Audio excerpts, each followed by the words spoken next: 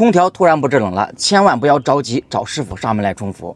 今天教你一招，自己在家就能轻松判断空调到底有没有缺伏，千万不要再被坑了。咱们只需要用手摸一下这2个管子，第一，细管不凉，只有粗管凉，说明空调不缺伏，只需要清洗空调内机过滤网就能够恢复制冷。第二，细管和粗管都很凉，说明是不缺伏，只需要清洗空调外机就能够恢复制冷。第三，只有细管是凉的，而粗管不凉，说明空调是缺伏了。这个时候咱们需要加伏，空调就能恢复制冷了。第四，细管和粗管都不凉，说明空调外机坏了。